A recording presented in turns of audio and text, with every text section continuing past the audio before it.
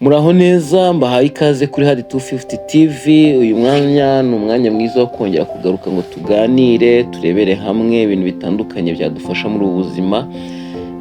Niba utajya gukunda kudukurikira, udukurikira dufite ibiganiro bitandukanye bishobora kugufasha kumenya ngo iki kintu cyagenda gute, iki kintu cyakorwa gute.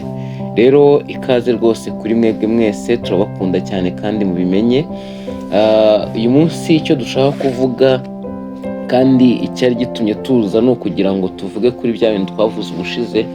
Twavuze ku bintu bitanu bituma abantu batabasha kuvugira mu ruhame rw'abantu benshi. Ubushize twari twavuze ko ushobora kuba ufite ubwoba bwinshi bwo kuvugira imbere y'abantu bitewe n'uko wenda hari ibintu runaka byakubayeho, icyo bita experience mbi ku bantu. Ikindi, kutiyizera ni ikindi kintu kibi, kubura imyitozo isanzwe ko wabasha kuvugira imbere y'abantu. Burya kuvugira imbere y'abantu ntabwo ari ibintu byoroshye, tuzabona abantu bose babikora. Kandi ukaba utinya kunengwa cyangwa se no gusebera imbere y'abantu. Rwose ibyo nabyo bituma wumva udashaka kuvugira imbere y'abantu, ukumva ufite isoni n'ubwoba, ufite ubumenyi bukeya cyangwa se utateguye neza.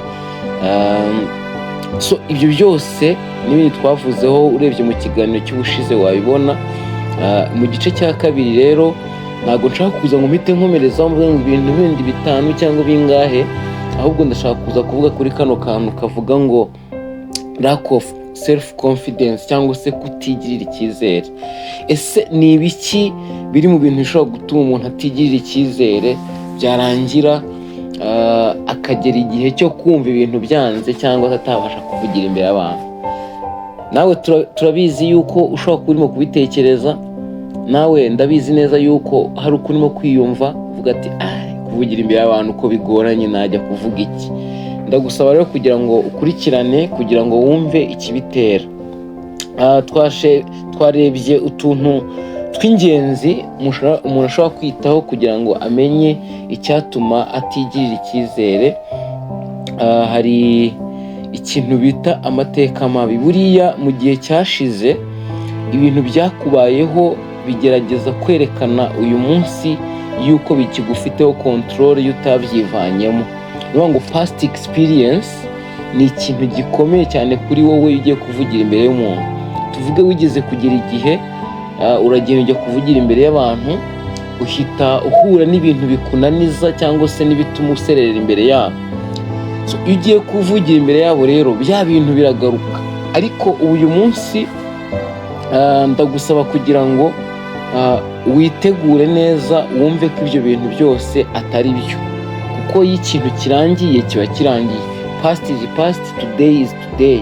Ngo ejo hashize n'ejo hashize, uyu munsi naho ni uyu munsi, n'ejo hazaza n'ejo hazaza. Wifata iby'ejo hashize ngo bikubundikire, bikubuze gutekereza neza no kugera aho washaka kugera, kuko iyo experience mbi ni ibintu bibi bishobora gutuma no mu kindi gihe nta kindi kintu wazageraho, ukaguma aho uri, ukaguma muri bya bindi. Rwose aho ngaho ho si byo. Ikindi cya kabiri, reka mbabwire bavandimwe, hari ikintu bita kwigereranya n'abandi. Niwigereranya n'undi muntu ntabwo bishoboka, ko mwese ntimufite impano zimwe. Niyo mwaba mufite impano zimwe ntimuzikoresha kimwe, mwese ntabwo ziguma kuba zingana 100%. Niba wigereranya n'umuntu rero, ashobora kuba nawe yaranyuze no muri bya bintu, ashobora kuba yaranyuze no mu bindi bintu bimugora, akagenda agira experience, ukazamubona yarahagurutse ageze kure, amaze gufatisha, wowe ugashaka guhita umera nkawe. Oya, witigeranya n'abandi, wowe kora ibyawe. Kora ibyawe, ukoresha ubuhanga. Hari igihe ngo baba bakurusha ubuhanga, nawe ugenda uzamura ubuhanga bwawe, bizagenda biza. Kutitegura bihagije rwose nabyo abantu birabananira, kuko buriya ugiye kuvugira mu bantu bisaba kuba ufite icyo ubabwira. Iyo udafite icyo ubabwira rero, aribyo kutitegura bihagije, birangira wumva nta cyizere wifitiye. Bose ndababwira iki? Umuntu yakoze ikibazo ukumva koko nta makuru ugifiteho. Ahangaha biragaragaza ko kutitegura bihagije ari ikindi kibazo. Aka kantu rero ko kwibura icyizere ni nako kantu kabibura mu bintu byose iyo ugiye guhagarara imbere y'abantu, kuko no kugira ngo umuntu agire icyo akora ni uko yifitiye icyizere. Ni buraga abantu bajya batera, ariko ukurikiye uko bimeze ku basore bagenzi bacu, nuko yo utifitiye icyizere utabasha no gutereta umukobwa yemere, kubera ko ntabwo yakwemera basi uyu musore turajya kubana tubane dute kandi nubwe nawe nta cyizere yifitiye, azajya aba ari umuntu umeze gute mu rugo? Ese azajya abasha kwifatira imyanzuro? Ese azajya abasha gufata imyanzuro y'umuryango? Ugasanga rero noneho aho ngaho byanze. So ikindi ni uko amagambo wibwira cyangwa se uko utekereza, iyo ufite imitekerereze mibi byanze bikunze bituma utigirira icyizere, icyo bita negative talk cyangwa se kwibwira ibintu bibi. Ndagusaba kugira ngo mu mutima wawe ujye wibwira ibintu uvuge ngo njye ndakomeye, njyewe ibi nabishobora, njyewe ibi ngibi bifite icyo bisobanuye kuri njye, nta n'impamvu zo kugira ngo byange. Nubona abantu uvuge ngo yego ndabibona ko muri kuri platform ikomeye cyangwa se mumeze neza, ariko nanjye navuga. Ariko nubwo wavuga gutyo, ubanze utekereze yuko ibyo byose abishobora, gusa wongere ubumenyi, utegure neza, ubashe kugira icyo uvugira imbere y'abantu. Umuntu nanakubaza ntubure icyo uvuga, ntubure n'icyo usubiza. So ibyo ngibyo rero ni ibintu biri mu bintu bishobora kugufasha. Hari ikindi kintu gikomeye, ikintu bita kubura ubumenyi n'uburambe. Uzi impamvu ushobora kuba uri kumwe n'abantu bavuga icyongereza ugaceceka? Nyine ntabwo ufite ubumenyi bwo kuvuga icyongereza. Niyo waba ufite bukeya, uravuga nimbivuga baranseka.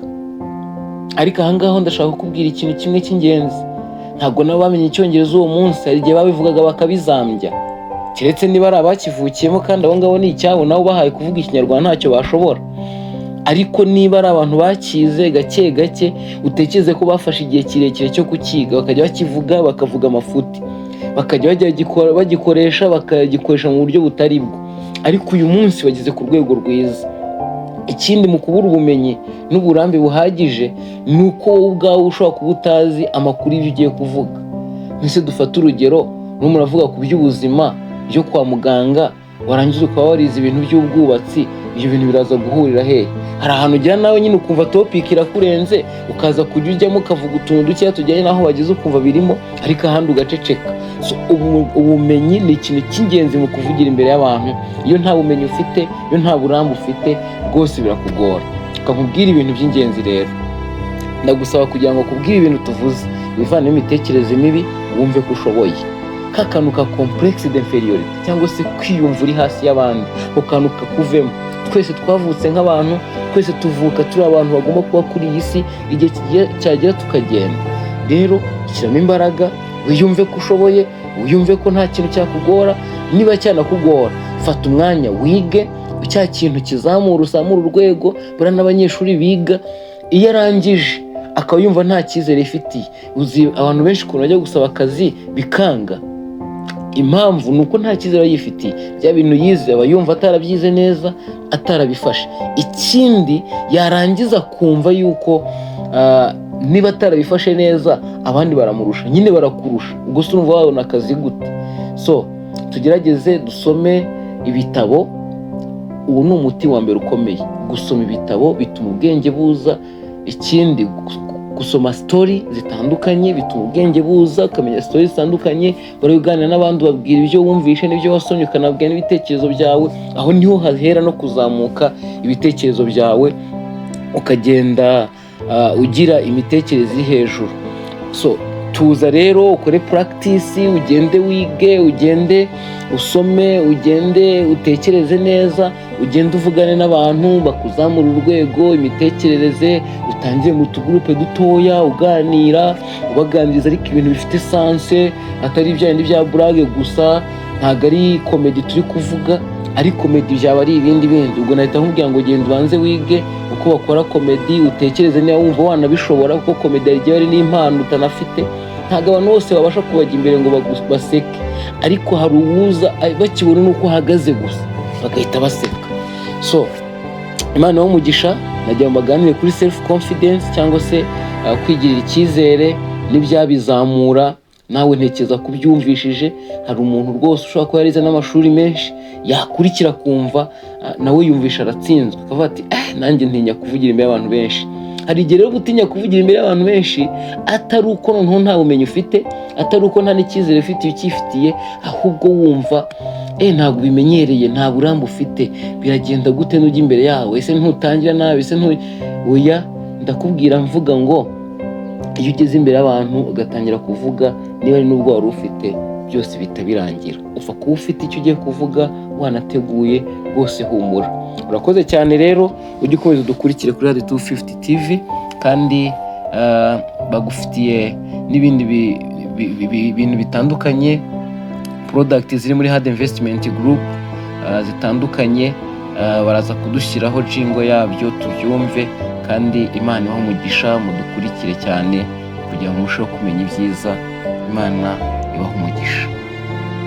Muri Hard Investment Group aho musanga serivisi zitandukanye, harimo serivisi zose z'irembo, serivisi zose z'ubutaka, gufungura no gufungisha tini muri RDB, serivisi z'ubwikorezi zijyanye na RURA, izindi serivisi zose za online. Dukora kandi serivisi zose za photography, videography, aho dukora photoshoot, amafoto meza, tugakamera ubukwe, red shower, ibirori, inama, branding n'ibindi biro bitandukanye. Dutanga serivisi z'isuku, aho dutera imiti yica udukoko, harimo imibu, ibinyenzi, imbeba n'ibindi, tukabikora mu biro, mu ngo, muri resitora, muri hoteli no muri stoke. Ikindi kandi ku masuku, dukora amavaze, tukatunganyiriza amajaride ku mazu, muri etaje, ku mihanda n'ahandi hatandukanye. Dutanga kandi serivisi z'ubwoko bwose, iziri mu bwikorezi, aho tubafite imodoka zitandukanye, intoya n'inini, ku giciro gitoya, Coaster, amavans, picnic n'izindi modoka zagufasha mu ngendo bitewe n'icyo ushaka. Ikindi kandi dutanga serivisi za bank, harimo Equity na Beka, aho tubafunguriza konti kuri Equity ndetse tukababikiza amafaranga tukanababikuriza. Nanone kandi ku banyeshuri, ibigo by'amashuri n'ama-office atandukanye, tucuruza kandi tukanakora delivery ku bikoresho byose bya papeteri. Dukora kandi ubujyanama mu bucuruzi no kubategura imishinga y'ubucuruzi itandukanye. Ikindi kandi nuko tubakorera ubushakashatsi cyangwa se ikusanyamakuru, tukanabakorera raporo yabyo. Murakaza neza muri Hard Investment Group, umukiriya n'umwami.